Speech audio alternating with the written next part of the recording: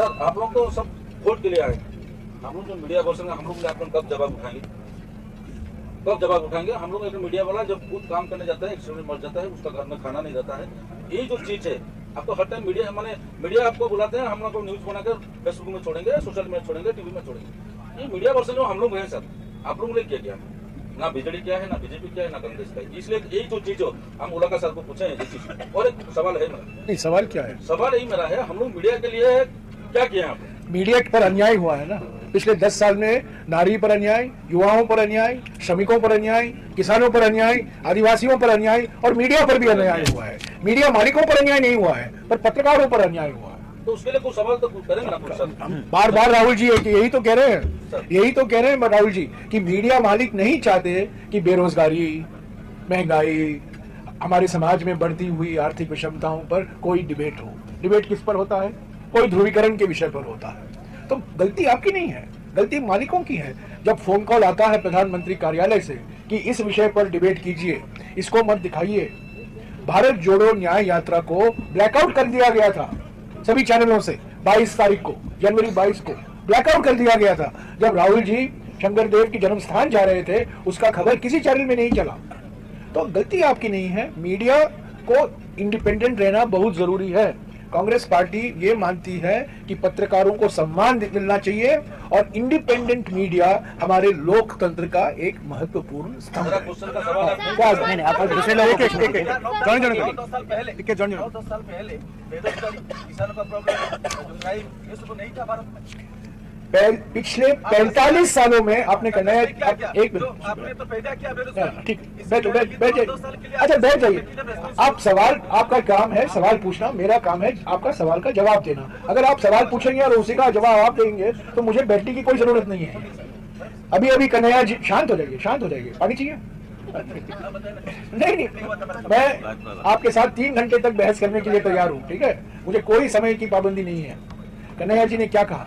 पिछले 45 सालों में बेरोजगारी इतनी बड़ी नहीं है जितना कि अभी आप देख रहे हैं, जो हर 2 घंटे एक युवा आत्महत्या करता है या करती है। ये पिछले 10 साल की रिकॉर्ड नहीं है, आज का रिकॉर्ड है, आज जो आंकड़े बताते हैं। दूसरी बात, जो कभी नहीं हुआ है हमारे देश में कि सारे के सारे एयरपोर्ट एक ही कंपनी, सारे बंदरगाह एक ही कंपनी, सारे स्टील कंपनियां जो बेचे जा रहे हैं एक ही कंपनी। मैं समझ सकता हूं 1 नेशन 1 इलेक्शन, पर ये 1 नेशन 1 कंपनी कहां से आया? ये 1 नेशन 1 कंपनी हो गया ना। 1 नेशन 1 लीडर, 1 नेशन 1 कंपनी, ये कांग्रेस के जमाने में नहीं था। ये पिछले 10 साल की हकीकत है। तो बेरोजगारी जो आज देख रहे हैं, महंगाई, आवश्यक वस्तुओं की महंगाई देख रहे हैं, अंतरराष्ट्रीय बाजार में पेट्रोल और डीजल तेल के दाम घटे हैं। ठीक है, आप जानते हैं, रोज आप अखबार में पढ़ते हैं अंतरराष्ट्रीय बाजार में तेल के, कच्चे तेल का दाम घटा है। क्या पेट्रोल के दाम घटे हैं? क्या डीजल के दाम घटे हैं?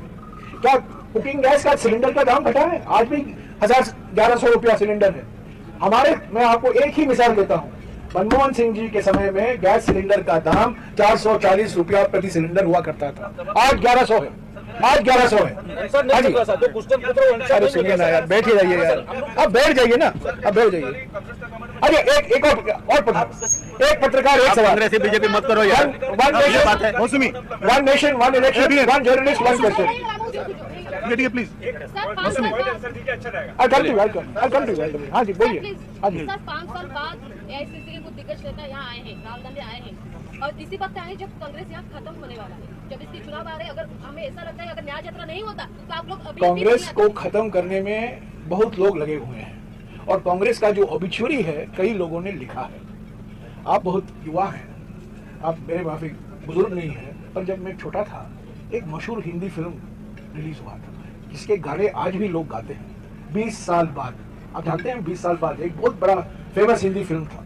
2003 में सभी लोगों ने कहा कांग्रेस मर गई है, छत्तीसगढ़ हार गई है, मध्य प्रदेश हार गई है, राजस्थान हार गई है और इंडिया शाइनिंग है।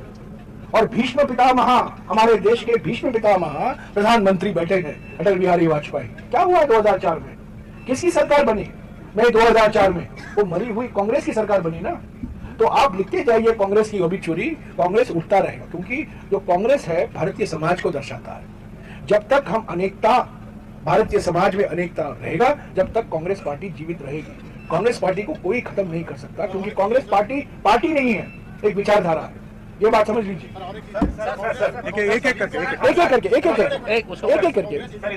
एक एक करके आता हूँ। हम ईवीएम का विरोध नहीं कर रहे हैं, हम वीवीपैट मांग रहे हैं, ये बात समझिए।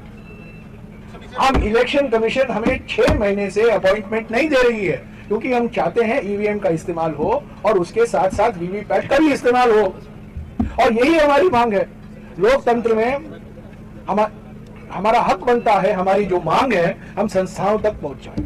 संस्था क्या करती है वो उसका मन मर्जी। इलेक्शन कमीशन एक कॉन्स्टिट्यूशनल बॉडी है, हमें 6 महीने से लटका के रखे हैं, हमें अपॉइंटमेंट ही नहीं मिल रहा है। और हम क्या कहना चाहते हैं, हम एक मेमोरेंडम पेश करना चाहते हैं ताकि ईवीएम का इस्तेमाल कीजिए, पर उसके साथ साथ वीवीपैट भी होना जरूरी है। पर क्यों आपत्ति है इसमें वीवीपैट इस्तेमाल करने में? और हम एकमात्र रीजन ये है कि ईवीएम का मैनिपुलेशन होता है। ये ईवीएम ना इलेक्ट्रॉनिक वोटिंग मशीन नहीं है। ईवीएम का माने है electronic voting manipulation. M machine नहीं होता है, एम मैनिपुलेशन होता है। तो यही है, भारत इलेक्ट्रॉनिक्स एक पब्लिक सेक्टर कंपनी है जो ईवीएम बनाता है, उसके बोर्ड में 4 बीजेपी के पदाधिकारी डायरेक्टर हैं। तो ईवीएम कैसे निष्पक्ष होगा ये बताइए? आप हाथ दबाएंगे, पंजा दबाएंगे, पर आएगा लोटस, ये कैसे हो सकता है? मैनिपुलेशन तो होता है ना। तो हम ये कह रहे हैं कि ठीक है, हमारा देश एकमात्र देश है जहां ईवीएम का इस्तेमाल हो रहा है। अमेरिका में नहीं है, इंग्लैंड में नहीं है, जर्मनी में नहीं है, वो छोड़ दीजिएगा, हम एकमात्र देश है, ठीक है। ईवीएम इस्तेमाल कीजिए, पर ईवीएम के साथ साथ वीवीपैट का भी इस्तेमाल कीजिए। तो यही मांग है, मांग वीवीपैट की। One by one. एक मिनट यार, एक मिनट, ये पहले से। सर 3 तारीख प्रधानमंत्री आए थे पश्चिम उड़ीसा के, तब वो बोले थे कि कांग्रेस जब उड़ीसा आती है कलाहांडी जाता है और उड़ीसा का भूख को दारिद्र्यता को दिखाता है। क्या कांग्रेस यही चीज करता है? उड़ीसा का भूख को 1985 में मुझे आज भी याद है, तत्कालीन प्रधानमंत्री उड़ीसा में आए थे और उन्होंने KBK पैकेज की घोषणा की थी। KBK, एक के सांसद यहाँ बैठे हुए, कोरापुट, बोलांगीर, कालाहांडी। ये 1985 की कहानी है। उसके बाद अपर इंद्रावती इरिगेशन प्रोजेक्ट आया। आज हमारे देश के टॉप 10 जिले में देखिए जहां धान का उत्पादन हुआ है, वो कालाहांडी उसमें है। ये कांग्रेस का योगदान है। देखिए, आप एक ऐसे व्यक्ति से बात कर रहे हैं जो उड़ीसा के हर एक जिले में मैं घुमा हूं, हर एक जिले। हेलीकॉप्टर में नहीं, मुख्यमंत्री के माफिक, मैं मोटरसाइकिल और सड़क में से गया हूं। तो मैं जानता हूं कालाहांडी की क्या स्थिति थी 1985 में और आज क्या स्थिति है। कोरापुट की क्या स्थिति थी, आज क्या कोरापुट की क्या स्थिति है। नालको किसने बनाया और नालको को कौन बेचने वाला है, ये बताइए। यही प्रधानमंत्री छत्तीसगढ़ जाते हैं और NMDC के इस्पात के कारखाने को बेचने की घोषणा करते हैं, तब हम आंदोलन करते हैं, तब कहते हैं अभी बेचेंगे नहीं। नालको को बेचने वाले कौन है बताइए? NTPC के प्लांट को बेचने वाले कौन है बताइए? इस्पात के कारखाने यहाँ रूरकेला, मैं आपको रूरकेला का मिसाल देता हूँ। एक दिन जरूर आएगा कि प्रधानमंत्री अगर उनको मौका मिलेगा वो इसको भी बेच डालेंगे और इसकी कोई असर नहीं पड़ेगा हमारे BJD और उनके नेताओं पर। सुबह मंदिर गए थे, वेदव्यास मंदिर गए थे राहुल गांधी, वहाँ वो पुजारी जी को बोला है कि छोटा टीका लगाने के लिए, और इसको ये वीडियो को ट्वीट किया है बीजेपी ने और बोला है कि चुनावी हिंदू बोल के ट्वीट किया है बीजेपी ने। वो मंदिर था, रास्ते में था, वो जाते हैं। 22 जनवरी को भी शंकर देव के जन्म स्थान को जाने का प्लान था, जो असम के मुख्यमंत्री ने हमें रोका। जहाँ कोई ऐतिहासिक जगह होता है, ऐसे धार्मिक जगह होता है, सांस्कृतिक जगह होता है। ये मंदिर सिर्फ धार्मिक जगह नहीं है, एक सांस्कृतिक जगह भी है, हमारे संस्कृति से जुड़ा हुआ है, हमारे इतिहास से जुड़ा हुआ है, वेदव्यास से जुड़ा हुआ है, इसलिए वहाँ गए हैं। ऐसे कई जगहों में जाते रहते हैं। देखिए, हमारी सबसे बड़ी बेरोजगारी, कन्हैया जी ने कहा ना, सबसे बड़ी बेरोजगारी बीजेपी की सोशल मीडिया टीम में है। उनको और कोई काम नहीं है, और कोई धंधा नहीं है। अमित मालवीय जी को और हमारे असम के मुख्यमंत्री को सिर्फ यही, इसको वीडियो निकालना, इस बात पर वीडियो वायरल चलाना। असली मुद्दे क्या उठा रहे हैं राहुल जी? नारी सम्मान, युवा न्याय, श्रमिक न्याय, हिस्सेदारी न्याय, आदिवासी पर न्याय, उसके बारे में तो कुछ कहते नहीं है। कुछ बिस्किट के बारे में एक दिन वीडियो लगाएंगे, मंदिर में जाते हैं उसको वीडियो लगाते हैं। ये सब मानसिकता है। एक मिनट एक मिनट यार, एक मिनट मुझे पूरा तो खत्म करने दो ना। क्या बात है, आप लोग बहुत उत्तेजित है, आक्रामक है, जानते हो। एक मिनट है यार, एक मिनट खत्म करने दो, समय बहुत कम है सर। बहुत आप लोग बहुत आक्रामक हो यार, बहुत खाने के पहले ही आप आक्रामक हो गए, खाने के बाद क्या होगा? सर शिक्षा का बारे में पूछेंगे, मैं यही कह रहा था कि बीजेपी की सोशल मीडिया टीम मानसिक बीमारी से पीड़ित है, मानसिक बीमारी है। हाँ जी, हाँ पीछे। शिक्षा का विषय में बताइए सर। सर जो बोला कांग्रेस का इतना सारा कंट्रीब्यूशन है वो सच है बाबूजी, तो इसके ये भी सच है कि सर कांग्रेस ने खत्म करने दीजिए। कांग्रेस ने सर उड़ीसा में लास्ट टाइम जब गवर्नमेंट फॉर्म किया था 1995, उसके बाद कॉन्स्टेंटली कांग्रेस का सर डिक्लाइन हो रहा है। इवन 2019 में आपको बताया कि 3 नंबर पे आ गए। तो आपका सर क्या एक क्लियर कट प्लान है, क्योंकि स्टेट उड़ीसा के भी लीडर्स है कि उड़ीसा हमारे लिए कैसे रिवाइव किया जाए? उड़ीसा हमारे लिए बहुत महत्वपूर्ण जगह लगता है। उड़ीसा में हमें हमारा मकसद है, हमारा लक्ष्य है, हमारा उद्देश्य यही है कि हम उड़ीसा में वापस सत्ता में आए। पर ये भारत जोड़ो न्याय यात्रा है, सत्ता की यात्रा नहीं है, ये चुनावी यात्रा नहीं है, ये वैचारिक यात्रा है। पर जो आपने कहा ये सच बात है, हमारे संगठन में कमजोरी आई है, सुस्ती आई है, और हमारे संगठन में नई जान फूंकने के लिए, नई शक्ति देने के लिए पहले भारत जोड़ो यात्रा 2022 में और अभी पिछले 25 दिनों से भारत जोड़ो न्याय यात्रा निकाला गया है। मैं हमारी कमजोरी से भाग नहीं रहा हूं, ये कमजोरी एक हकीकत है, और हमारे प्रभारी 24 घंटे में लगे हुए हैं, हमारे पटनायक बाबू 24 घंटे लगे हुए हैं, हमारे सांसद, युवा सांसद 24 घंटे में लगे हुए हैं। हम लड़ते रहेंगे। हम जानते हैं कि हम कमजोर हैं, क्योंकि हमारा मुकाबला ये बीजेपी बीजेडी जुगलबंदी से है। ये जुगलबंदी, एक पार्टी खतरनाक है, जुगलबंदी डबल खतरनाक होता है। तो कमजोरी मैं स्वीकारता हूं, हम कमजोर हैं, हमारे कई लोग छोड़कर चले भी गए हैं, ये भी सच है। हमारे पार्टी में बहुत लोकतंत्र है, लोग कुछ भी बोल देते हैं, कभी कभी अनुशासन इतना नहीं है, और आप लोग माइक लेकर दे देते हैं किसी को और वो बोल लेते हैं, तो थोड़ा उसमें फॉल्ट आपका भी है ना। आपको एक हेडलाइन चाहिए और किसी हमारे, इनके बात नहीं कर रहा हूँ, पर हमारे बहुत कुछ से साथी है, वो आपको एक बाइट दे देंगे, हेडलाइन नहीं जाएगा। पूरा भारतवर्ष में शिक्षा का स्तर पूरा गिरा हुआ है, सरकारी स्तर का। कहाँ? उड़ीसा में? पूरा भारतवर्ष में सरकारी स्कूल का स्तर गिरा हुआ है, इस विषय में बताइए। अब बोलिए। सरकारी स्कूल, सर 2-3 राहुल गांधी जी का सरकारी स्कूल, एक मिनट, सरकारी स्कूल के बारे में ये प्लेसमेंट है, ये बीजेपी नहीं है। देखिए, आपने इतना जो सवाल पूछा गया है ना, मतलब का सवाल आप ही पूछे, सबसे जरूरी सवाल आपने पूछा है, मुद्दे का सवाल आपने पूछा है। शिक्षा की दुर्दशा इसलिए है कि शिक्षा मौजूदा सरकार का एजेंडा नहीं है, स्कूल मौजूदा सरकार का एजेंडा नहीं है, कॉलेज यूनिवर्सिटी मौजूदा सरकार का एजेंडा नहीं है। अगर उसका एजेंडा होता तो शिक्षा का ये दुर्दशा नहीं होता। आपको हम बताते हैं, एक बात को आंकड़ा दे रहे हैं। अभी हमारी जो वित्त मंत्री हैं, उन्होंने बजट पेश किया और हमारी यूनिवर्सिटी से ही पढ़ी है, और उस बजट में उन्होंने 60% से ज्यादा, मतलब जो पहले 100 रुपया खर्च किया जाता था अब 40 रुपया खर्च किया जाएगा, 60% से ज्यादा बजट की कटौती की गई है। मतलब शिक्षा पे पैसा खर्च ही नहीं करना है।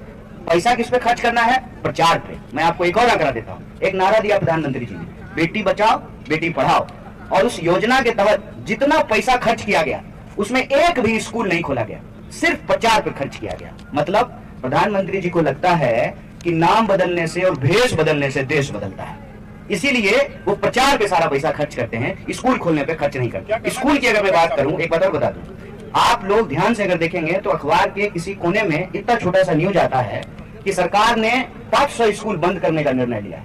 ये स्कूल क्यों बंद किए जा रहे हैं? ये स्कूल इसलिए बंद किए जा रहे हैं कि स्कूल की जमीन को भू माफियाओं को दिया जा सके, उसका लैंड कैप्चर करने का ये साजिश रचा जा रहा है। इसीलिए तो मैं देश के आम नौजवानों से अपील करता हूँ, हम साधारण लोग हैं, शिक्षा देना सरकार की जिम्मेवारी है।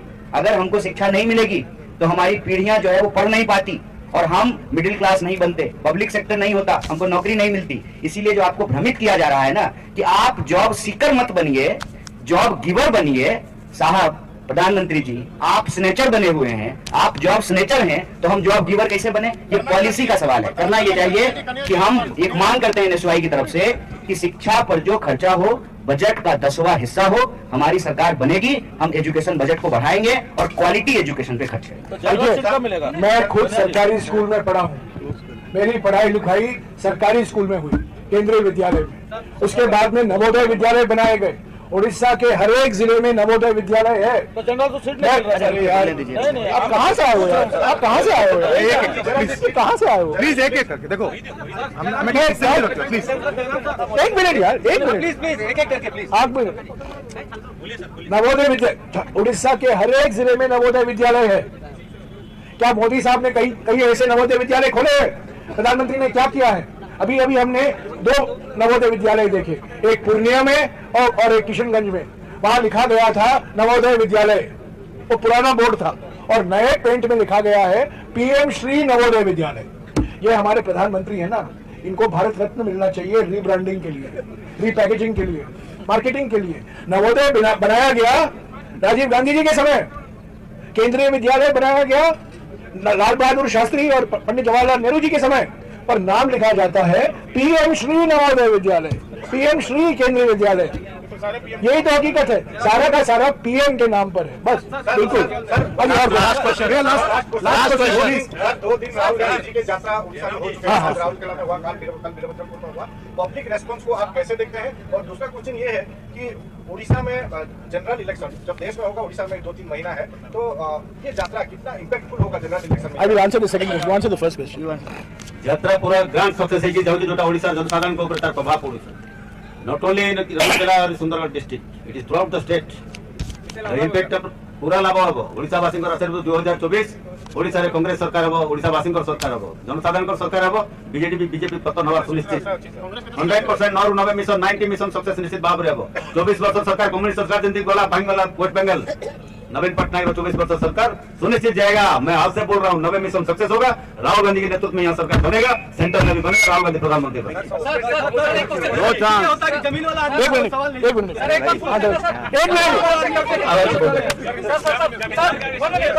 आप जमींदार है भाई, अच्छा जमीन वाले आदमी को, जमीन वाले आदमी। जिस जिला में आप आज प्रेस वार्ता दे रहे हैं वो एशिया का 9% इंडस्ट्रियल एरिया है, और यहाँ के सबसे ज्यादा लोग वहाँ जाके काम करते हैं। बिल्कुल सही कहा आपने सही मुद्दा उठाया। इनके बाद जो शिक्षा का मुद्दा है ना, जो इन्होंने उठाया, आप ही ने उठाया है। सबसे बड़ी बात यही है, यहाँ से लोग बाहर क्यों जा रहे हैं? मैं नहीं कह रहा हूँ कि बाहर मत जाओ, बाहर जाना अच्छा है। मैं भी जब मैं युवा था, मैं बाहर गया था, मैं वापस लौट आया। लोगों को बाहर जाना चाहिए, पर वापस भी आना चाहिए। लोग उड़ीसा से क्यों भाग रहे हैं? और जो भाग रहे हैं श्रमिक, जो भाग रहे हैं दलित, जो भाग रहे हैं आदिवासी, जो भाग रहे हैं पिछड़े वर्ग, और जो आ रहे हैं पूंजीपति, अरबपति। अरे इस पर तो संयम लगाना जरूरी है, इस पर तो नियंत्रण लाना जरूरी है। अगर सरकार की नीयत साफ है, अगर उड़ीसा को एक 24/7 मुख्यमंत्री की जरूरत है, जो उड़ीसा जानता है, और उड़ीसा के बारे में उनके मन में इतनी ही दर्द है जितना कि अभी पटनायक जी और हमारे अजय कुमार जी ने कहा। कैसे हम बर्दाश्त कर सकते हैं कि 30 लाख लोग रोज हर साल जाते हैं उड़ीसा से बाहर, और 30 पूंजीपति उड़ीसा के अर्थव्यवस्था को बिल्कुल नियंत्रण करके बैठे हुए हैं? ये कैसे संभव है, ये बताइए। ये संभव इसलिए है क्योंकि बीजेडी और बीजेपी सिर्फ पूंजीपतियों के हाथ में है, ये माइनिंग माफिया के हाथ में है, ये मजदूरों के लिए नहीं है, ये अरबपतियों के लिए है। Thank you. आखिरी सवाल जमीनी स्तर से, आखिरी सवाल जमीन चाहिए सर, इलेक्शन पूरा फेयर होना चाहिए, मगर यहाँ का जो हालत अभी देखते हैं ना, तो इलेक्शन में जो पॉलिटिशियन है उसके जगह वो काम करना चाहिए। आर्मी स्टेशन, पुलिस, ये सब इलेक्शन में काम में लगे हुए हैं उड़ीसा में। बीजेडी का सब बीजेडी का आदमी है, सब हमने मांग की है, और बड़ी अफसोस की बात है कि इलेक्शन कमीशन जो निष्पक्ष संवैधानिक संस्था है, आज तक 6 महीने हो गए हैं, आज तक हमें अपॉइंटमेंट नहीं दिया है वीवीपैट के मसले को लेकर। और जो शिकायतें हैं कि जहां पार्टी काडर का दुरुपयोग होता है, पुलिस हो, लोकल एडमिनिस्ट्रेशन हो, ताकि सिर्फ जो सत्ता पार्टी है और उसके सहयोगी है उसी को वोट मिले, उसी खिलाफ तो हम जाना चाहते थे, उसके खिलाफ। डिस्ट्रिक्ट कलेक्टर लोगों का काम करने के लिए इधर कोई इलेक्शन तो थैंक यू, हम हो गए कामयाब। Thank you so much. पहले तो कर्नाटक सीएम और डिप्टी सीएम फाइनेंशियल प्रोटेस्ट कर रहे हैं दिल्ली जंतर मंतर में। हाँ। के लिए second question is, Haryana police ने जो किसान आंदोलन करने के लिए कर रहे थे एमएसपी पे, उनको नोटिस जारी किया है एडवांस में। पहला सवाल, मोदी सरकार जो नॉन बीजेपी सरकारें हैं उनके खिलाफ ईडी, सीबीआई, इनकम टैक्स संस्थाएं छोड़ती है और भेदभाव करती है। उड़ीसा इसमें शामिल नहीं है, क्योंकि मैं आपको एक मजेदार बात कहता हूं।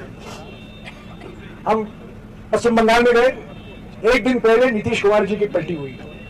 हम झारखंड में आए, एक दिन पहले हेमंत सोरेन की गिरफ्तारी हुई। तो किसी ने पूछा आप उड़ीसा में क्या करोगे, तो मैंने कहा उसमें कोई खतरा नहीं है।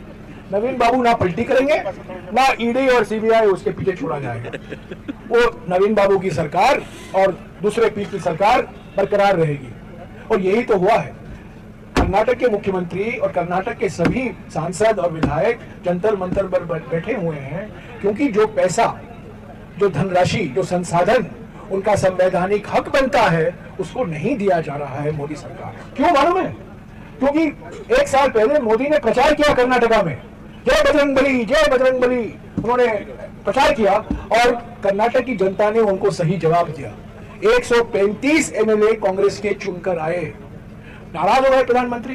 प्रधानमंत्री तो अहंकार आचार्य है ना, किसकी हिम्मत होती है प्रधानमंत्री से जवाब करने की? और कर्नाटक की जनता ने उनको ठुकराया। तो कर्नाटक की जनता को जो पैसा उनका बनता है मत दो। तो यही हुआ है। एमएसपी की गारंटी राहुल जी ने कहा है, मैं वही दोहराऊंगा, किसान न्याय के लिए एमएसपी को कानूनी दर्जा देना जरूरी है। एमएसपी को लीगल गारंटी कांग्रेस सरकार देगी। वो लीगल गारंटी उड़ीसा में भी लागू होगा, पंजाब में भी लागू होगा, हरियाणा में भी लागू होगा, सभी राज्यों में लागू होगा। यही